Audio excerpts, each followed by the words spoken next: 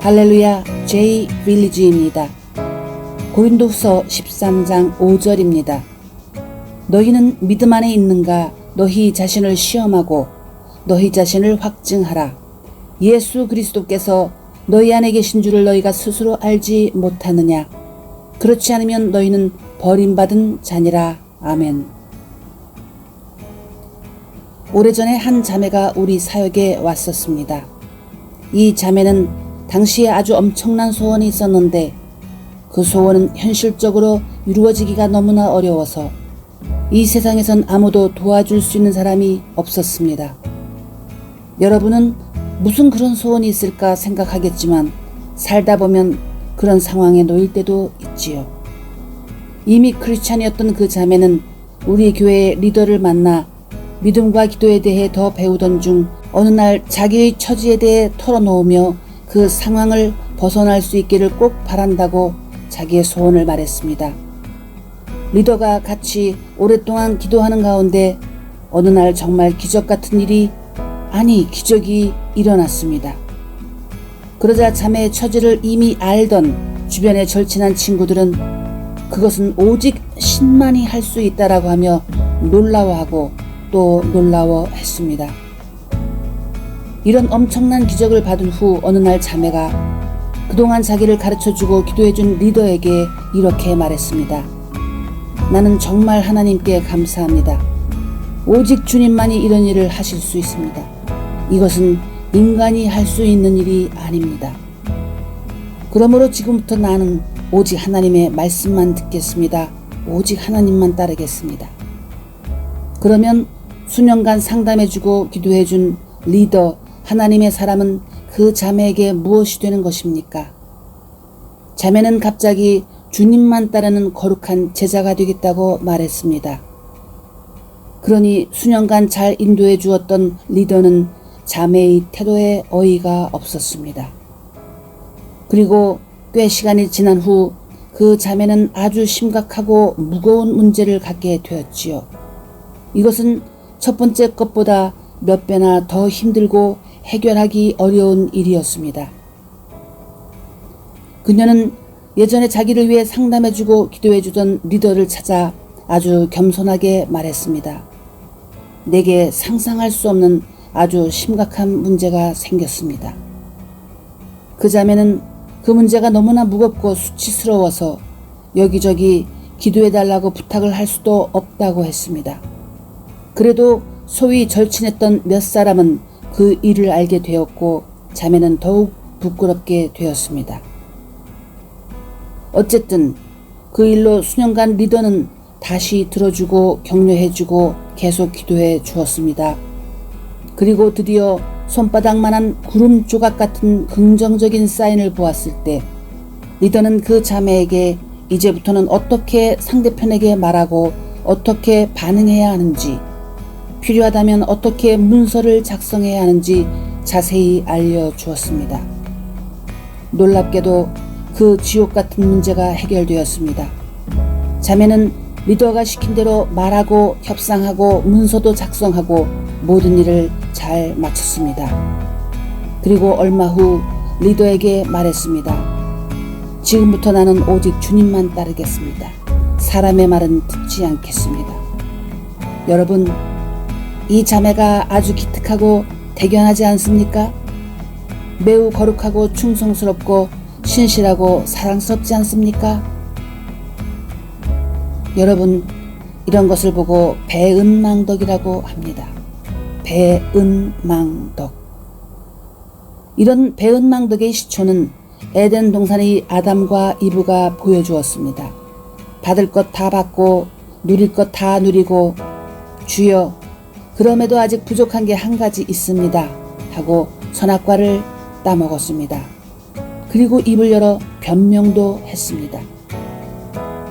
믿는 이들이 크게 실수하는 것이 있는데 그것은 하나님이 사람의 눈에 안 보인다고 해서 방자하게 대하는 태도입니다. 눈에 보이고 가끔 마주치는 동네 이웃만도 못하게 여기는 이들이 있습니다. 물론 자기도 모르게 그럴 수도 있고 아직 믿음이 약해서 보이는 태도일 수도 있겠으나 내 눈엔 안 보이니까 하고 무례하게 굴다가 필요할 땐 주여 살려주세요 큰일 났습니다 하고 눈에 보이지도 않는 하나님께 찰싹 달라붙습니다. 그러다 문제가 해결돼 숨 좀 쉴만 하면 다시 하나님은 저쪽에서 쉬고 계세요 이렇게 말을 합니다. 그런 것을 보면 사도 바울은 정말 우리에게 귀감이 아닐 수 없습니다. 고린도후서 11장 23절에서 27절입니다. 그들이 그리스도의 일꾼이냐 정신없는 말을 하거니와 나는 더욱 그러하도다. 내가 수고를 넘치도록 하고 옥에 갇히기도 더 많이 하고 매도 수없이 맞고 여러 번 죽을 뻔하였으니 유대인들에게 40에서 하나 감한매를 5번 맞았으며 3번 태장으로 맞고 1번 돌로 맞고 3번 파선하고 일주야를 깊은 바다에서 지냈으며 여러 번 여행하면서 강의 위험과 강도의 위험과 동족의 위험과 이방인의 위험과 시내의 위험과 광야의 위험과 바다의 위험과 거짓 형제 중에 위험을 당하고 또 수고하며 애쓰고 여러 번 자지 못하고 줄이며 목마르고 여러 번 굶고 춥고 헐벗었노라. 아멘. 나는 사도들과 제자들이 복음을 전하며 수없이 많은 배은망덕한 인간들을 만났을 것이고 동시에 진실한 심정으로 따르는 사람들을 통해 큰 위로를 받았으리라 생각합니다. 사실 주님은 우리 인간이 완벽하지도 않고 각자 다른 장점과 단점과 약점을 다 가지고 있다는 것을 아십니다. 그리고 개인의 성격과 기질을 잘 아셔서 주님께서는 그것들을 잘 컨트롤하시며 주님의 나라를 섬기게 하시고 믿음으로 사는 법을 가르쳐 주시지요. 예를 들면 어떤 이는 태국의 똠얌 같아서 매콤합니다. 어떤 이들은 꿀처럼 달고 레몬처럼 새콤합니다. 어떤 이는 부드러운 숲 같아서 아주 마일드하고 편안합니다. 주님께서는 그것들을 다 아심으로 이렇게도 가르치시고 저렇게도 가르치시며 각자에게 제일 좋은 방법으로 주님이 누구신가 배우게 하시며 동시에 믿음으로 사는 게 무엇인가 가르쳐 주십니다. 그러한 방법으로 주님은 아담으로부터 마지막 사도 요한까지 다양한 사람들을 사용하시고 각자 다른 은혜들을 주시는 줄로 믿습니다. 얼마나 감사한 일입니까? 그래서 이런 큰 은혜를 받는 사람들은 자신도 주님의 마음과 주님의 소원에 대해 더 깊이 이해하려는 자세를 가져야 합니다. 주여, 내 문제가 여기 이렇게 있습니다. 그렇게 기도하는 것은 좋은 일입니다. 복을 받아야지요. 응답을 받아야지요. 그런데 동시에 내 자녀야, 너만 문제가 있느냐? 나도 이렇게 문제가 있단다. 이런 소원과 계획들이 있단다. 라고 하시는 주님의 음성을 들어보기 바랍니다.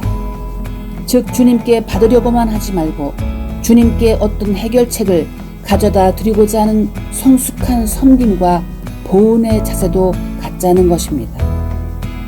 그리고 눈에 보이지 않는 하나님과 눈에 보여 마주 앉아 문제를 털어놓을 수 있는 주의 종에게 양쪽 다 감사한 마음을 갖고 보답하는 것을 배워야 할 줄로 믿습니다. 그것을 통해 이미 받은 응답과 기적들에 제대로 마침표를 찍고 제대로 봉할 수 있음을 반드시 아시기 바랍니다. 배은망덕하지 마십시오. 라반의 집에서 고생을 하던 야곱은 어느 날 밤 꿈을 꾸었습니다. 하나님께서 나타나셔서 나는 베델의 하나님이다 라며 이제 라반의 집을 떠나라고 하셨습니다. 그렇습니다. 하나님은 정확한 타이밍도 알려주셨지요. 야곱은 기대에 부풀어 떠났지만 그는 베델로 가지 않고 어떤 이유에서든지 세겜으로 갔습니다. 그는 왜 베델로 가지 않고 세겜으로 갔을까요? 배은망덕입니다. 거기에서 철없이 돌아다니던 딸 디나가 강간을 당하는 비극을 겪었던 것을 여러분은 기억합니까? 아마도 1930년대쯤 한국의 어느 시골에 찢어지게 가난한 가족이 있었습니다. 젊은 엄마가 아기를 낳아 포대기로 등에 업고 다니는데 아직 말도 못하는 어린아기가 머리에 상처가 나서 고통을 받게 되었습니다. 돈이 없어 약을 쓸 수 없자 동네 사람들이 그런 상처엔 돼지고기 껍데기를 붙여놓으면 잘 낫는다고 했습니다. 그러니까 정말 효능이 있던 민간요법인지 그냥 아무 말이나 한 건지 모르겠으나 젊은 아기 엄마는 약 살 돈도 없겠다 돼지고기 껍데기를 구해서 붙여주고 잘 낫기를 기다렸습니다. 그러나 아기는 계속 울어대고 전보다 더욱 고통스러워하니 며칠 후에 그 돼지 껍데기를 열어봅니다.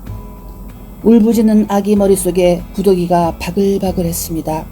그리고 단편소설은 끝난 것 같습니다. 40년 전에 내가 읽은 한국 단편소설의 내용입니다.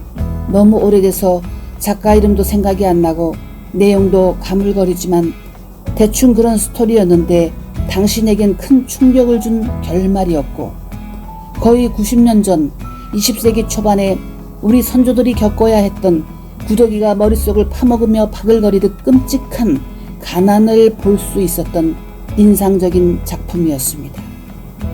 세월이 흐르고 군기가 주르르 흐르던 이 한국 땅에 좋으신 하나님께서 얼마나 복을 퍼부어 주셨던가 절실히 느낍니다. 그러나 이 나라가 심지어는 어떤 교회들조차도 목사들조차도 배은망덕하여 하나님께 감사하기는커녕 윤물론의 탈을 쓴 귀신들과 즐거운 듯이 플레이를 하고 있으니 매를 벌고 심판을 벌고 저주를 버는 행태가 아닐 수 없습니다. 그것이 이미 경제적인 쇠락으로 나타나 온몸으로 느끼며 살고 있지 않습니까? 작년에 외국의 한 미디어는 한국이 지금까지 아시아의 호랑이였는데 지금 계집을 짓고 있다라고 했습니다. 계집에는 누가 삽니까? 호랑이나 사자가 아닌 개가 살아야 합니다. 적어도 소위 자칭 크리스찬들이라고 하는 이들에게는 묻고 싶습니다. 그렇게 사니까 좋습니까? 그대로 계속 갈 겁니까? 어쩌면 주님을 향한 충성심이 개만도 못합니까? 기도하겠습니다. 하나님 아버지, 가진 게 적어서 주님을 배반하거나 사람에게 사기를 치는 것이 아닙니다. 너무 누리는 게 많은데도 그것으로 만족하지 못해 저 선악과는 무언데 늘 내 눈에 거슬려 저기에 하늘의 비밀이 숨겨져 있는가? 하며 손을 내미는 이들이 여전히 많습니다. 주님, 이 나라의 죄악과 교회와 개인들이 교만과 오만스러움을 용서하시고 에덴의 동쪽으로 쫓겨나기 전에 얼른 무릎을 꿇고 회개하도록 으깨진 심령을 새로이 부어주시길 예수님의 이름으로 기도드립니다. 아멘.